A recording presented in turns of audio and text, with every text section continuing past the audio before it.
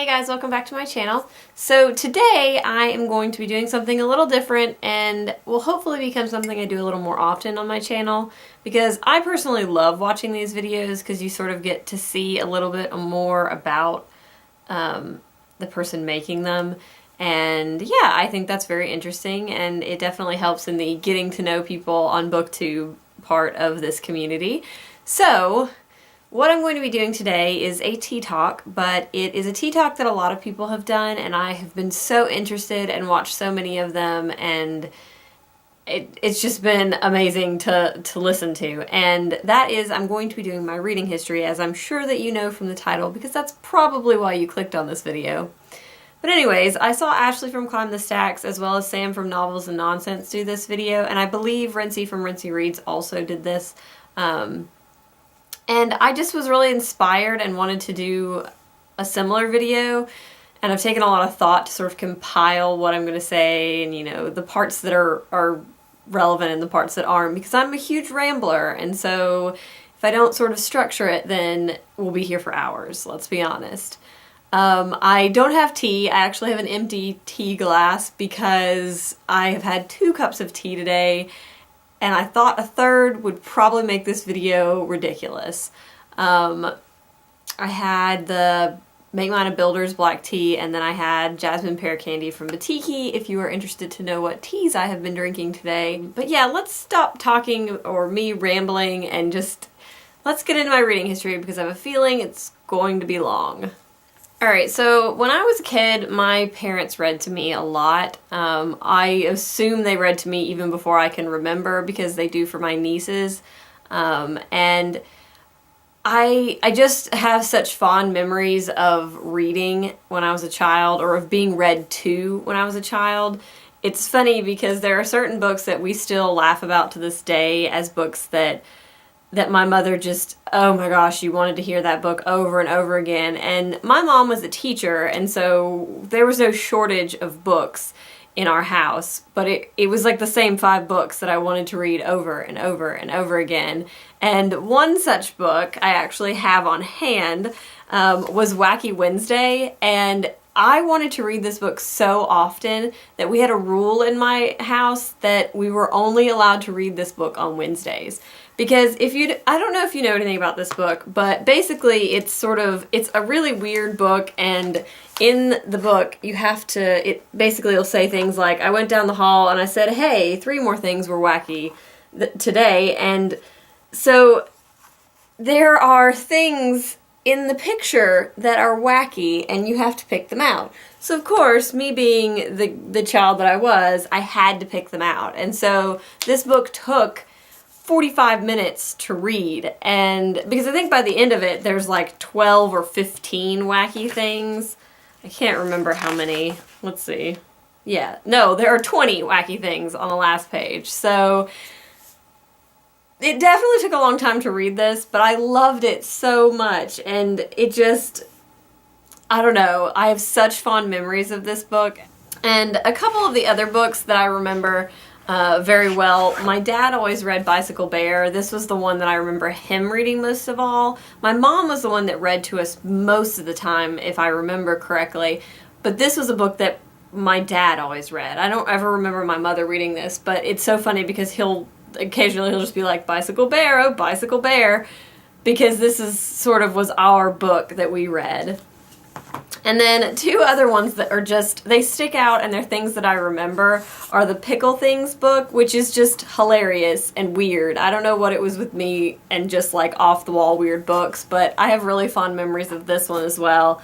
And then, of course, the Clown-Arounds. And I remember reading all of the Clown-Around books, but the one where it's the Clown-Arounds Get Well is the funniest of all of them, and the one that I remember reading the most and thinking was the funniest, because basically the whole thing is one of the kids draws green spots on the mirror, and then all the Clown-Arounds think they're sick, but none of them are actually sick, and it is so funny and adorable. And I just remember, you know, these books being a huge part of my childhood. I can't remember Parents, yeah.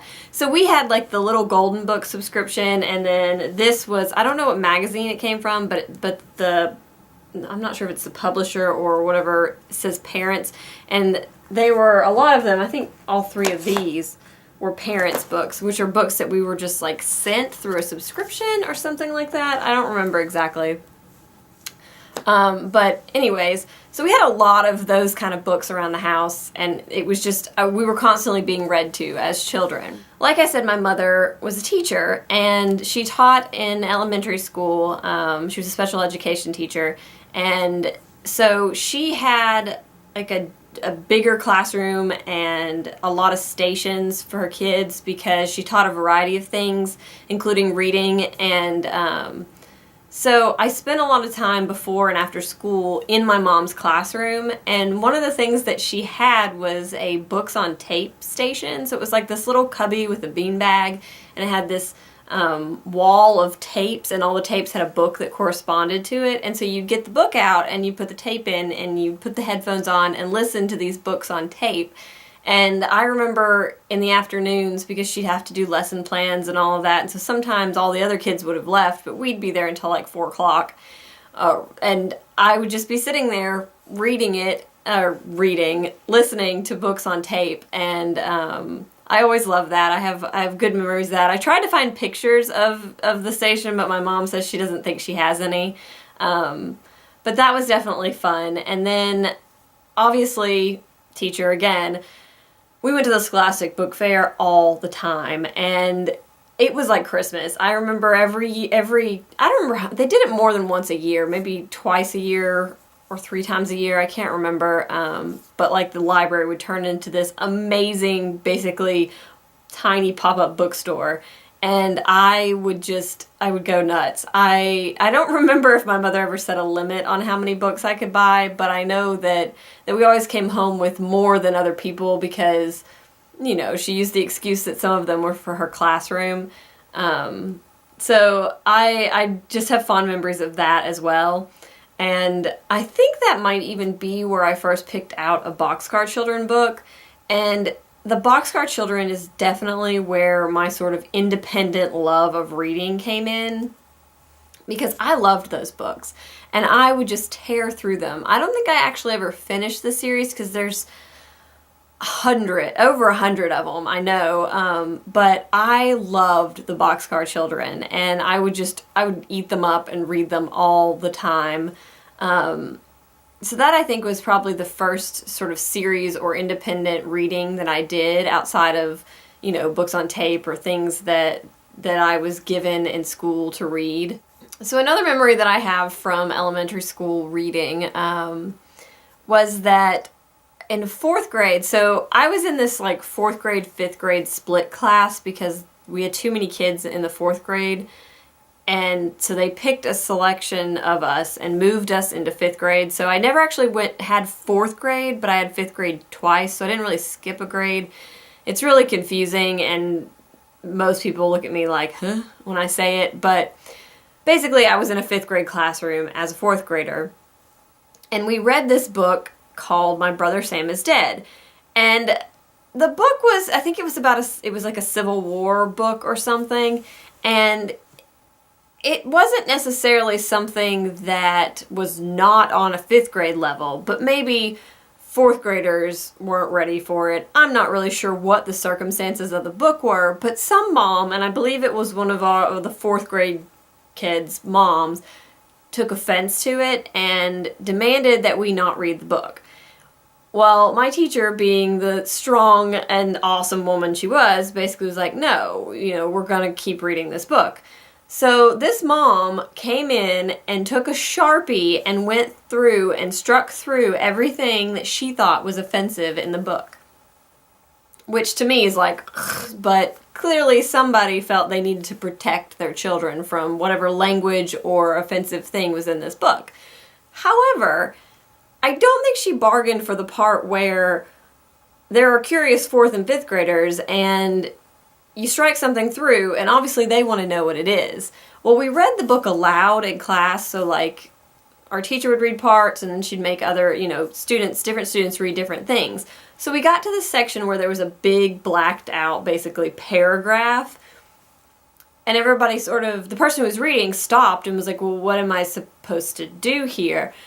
And the ones of us who had the book and looked closely could read through that Sharpied out area of the book and just started reading it out loud to the rest of the class. So whoever's mom it was that didn't want their kid to hear it, in the end didn't get what she wanted because, curious 4th and 5th graders, and it kind of backfired. And yeah, she made it into a bigger deal than it probably would have been if it had just sort of been there as it was.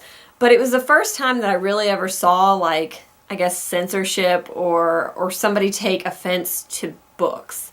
And I've always thought about that when people talk about banned books or books that can't be read in classrooms or things like that.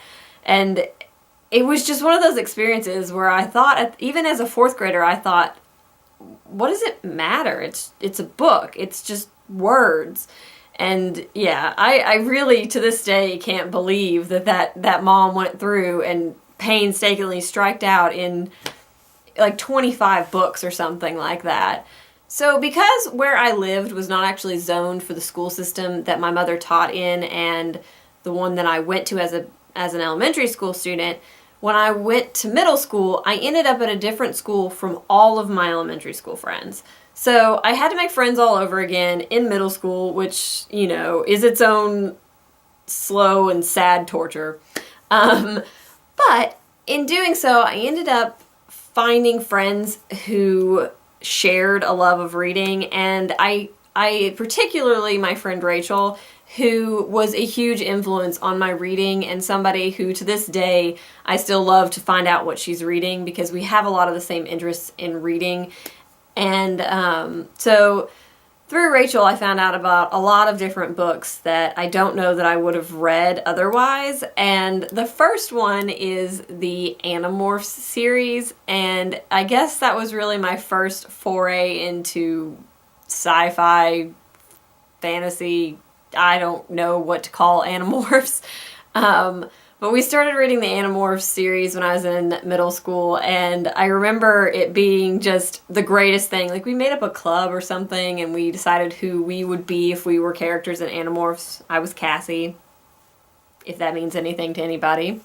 And then from there, we ended up reading the series that was also written by the same author, but I guess was like a young adult romance set of books. It was called the Making Out series, which right there tells you it was ridiculous. I think the first one was called Zoe Finds Out or something like that. I can't remember. I'll put the cover. They're awful. Like, the covers are awful. The books weren't awful, and I remember that we read probably 5 of them, maybe 4 or 5 of them. I didn't finish that series either because I think it went on for quite a few, and at some point we just lost interest because it was basically like a soap opera in a book. But it was just, I had the weirdest, most eclectic reading taste, and I feel like that's carried on in my life, that I never just like stuck to one genre or one type of book or anything like that. I wasn't a big fan of summer reading, and I always sort of felt like, ugh, summer reading, I don't want to read those books, because I didn't like being told, here's the list of books and you have to read something off here. But I did find some books that I really enjoyed through summer reading, and authors especially. One such author was Caroline B. Cooney, who in middle school I read a ton of her books. I think it was 7th grade, and the book on the reading list was Driver's Ed, and that's a book about a girl who steals a stop sign and then somebody runs the stop sign and is killed, and it's like the consequences of her action. And it was the first Caroline B. Cooney book that I read. She also wrote Face on the Milk Carton, What Janie Saw, something like that. And then the Out of Time series that I like a lot. That was my favorite thing I think that she wrote. I haven't read anything by her in quite a while, but I found her through summer reading, and I really enjoyed her books. But in general, I was not the biggest fan of summer reading, and I thought it was sort of like restrictive, though I think now if I still had those lists and went back and looked at them, I would probably have read a lot of those books since then and would probably be really interested to read the ones I didn't read. But then I had this English teacher when I was in 11th and 12th grade who was just incredible. She was one of those teachers that genuinely loved what she did and loved reading and teaching and, you know, exposing people to genres and books and authors that they had never read before. I do know that she actually recommended The Handmaid's Tale by Margaret Atwood to Rachel to read for one of her projects. I think for the same project I ended up reading The Catcher in the Rye by J.D. Salinger. And so I think that was 12th grade, and we had to do like a report or something, and we got to choose a book, and she helped recommend books, and she recommended things like Margaret Atwood. But she also, we read a lot of classics, and we would like, if we read a play, she would assign parts to people, and they would get up there and sort of act out the plays, and it was so entertaining and so engaging, and she just made reading fun. And I think that that is a huge thing I carried with me from that class, is that reading is fun. And she always, like when we would have to answer questions or we would read a book and then we'd talk about it, if you got something right or if you said something, you know, really thought-provoking or something like that, she would always give us these little gold stickers that said warm fuzzy on them. And if you ask anybody who had her as a teacher, most people either still have those or have talked about them before to other people because it was such a memorable thing. It was literally just a gold sticker that she wrote warm fuzzy on, but to a high school student, for some reason, that was like the greatest gift ever. It was like, I got something right and I get to wear this warm fuzzy all day, or, you know, I get to put it on my book. So it was just one of those small details that made her such a fantastic teacher and helped sort of instill this reading is fun mentality for most of us. I think that a lot of the students who had her would say that they are avid readers, and that she's a big part of why they continued, or why they have an interest in reading now that they might not have had before. I haven't even talked about Harry Potter as part of my reading life. I got the Harry Potter series in a box set for Christmas sometime in high school or middle school. I think I must have been in middle school. Because I think the first book came out when I was a freshman in high school. The first movie came out. So I must have started reading the books in middle school.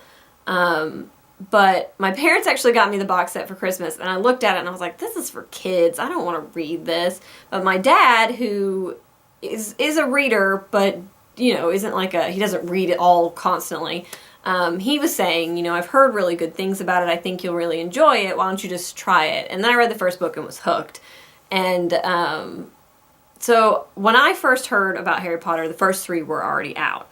The 4th one was not, because I remember getting the 4th one at like a book event or something like that. And Harry Potter was such a huge part of my just life in general as a teenager. Rachel and I were hugely into it, and like we read them and we talked to each other about them, and we had the board game, and we went to the movies and we dressed up. And there's actually a picture of us that was in the newspaper of us wearing these t-shirts that say Harry Potter rocks my socks, that we made to go to the premiere. And it was like back when those premieres weren't that big of a deal, and so I think that there was like the group of maybe 12 of us who went to this movie, and like, we were super excited about Harry Potter and the movies and the books before it was like a phenomenon. And I'm not trying to be like, oh, I liked Harry Potter before it was cool. Because clearly my first reaction to it was, that's a children's book and I'm not interested. But I'm glad that I gave it a second chance, and I read it because it has been such a rewarding part of my life and something that I really enjoy and love and champion. So I don't know really about most of my reading as a college student, because I feel like the first couple of years of college were a lot of other things happening, you know, adjusting to college life. I do know that my freshman year I took a class, I don't know if it was freshman or sophomore year, but I took a class that was like a literature class because I loved my high school English teacher so much, and it sounded like something that she would have taught, and so I took it, or I tried to take it, and ended up dropping it before the ad drop date because it was just too much, because I'm not the fastest reader and I was a much slower reader then, so I was not able to keep up with the coursework, even though I really enjoyed the conversations we had and the books that he chose, and I ended up keeping them all and ended up reading them all, because I think it was like Women in Literature or something like that, but I ended up reading all of those books at some point and really enjoying them all, but I didn't actually stay in the class, which I now sort of wish I had, but I know I wouldn't have been able to keep up with the coursework.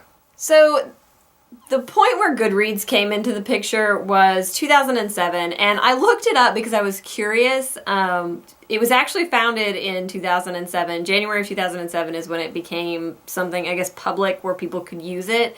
And the very first book that I ever added to a bookshelf was on January 17th of 2007, and it was Rebel Angels by Libba Bray. And so apparently I was on Goodreads from the very beginning. I have no idea how I heard about it, but I've always loved it as a way of keeping track of the books that I've read, because I'm a huge list maker. I love making lists, and so if you look at my Goodreads bookshelves, I have a different bookshelf for every single year since 2007, and so I can go back and be like, I read X number of books in 2007, or in 2009, I read these books, and it's a lot of fun. So I do love looking back on that and sort of seeing the kinds of books and the amount of books I read and things like that over the years, and I have always been somebody who loved to make lists, loved to keep track of those kinds of things. I used to have like a personal fashion blog or a daily outfit blog, but I always included a monthly feature about what I was currently reading or books that I read that month. And because I like talking about books. That's why I'm on BookTube. And I think that now that I've found BookTube, my reading is just going to keep, I'm going to keep reading more and more books because it's fun to talk about them. I'm seeing a lot more books that I wouldn't have come into contact with otherwise, and it's a great community, and I'm really glad that I'm a part of it, and I think that it will definitely be something that is a spike on my reading history down the road, because it's definitely been a great influence on my reading, and I hope it continues to be. This is the longest video, and if you stuck around to the end, I'm proud of you. I would love to hear, what one of your favorite books from your childhood or about your reading history. If you've done one of these videos, definitely link it down below because I love watching them. And yeah, so I hope that you enjoyed this long, rambly video that I probably was miserable while editing. But I will see you guys next time. Bye!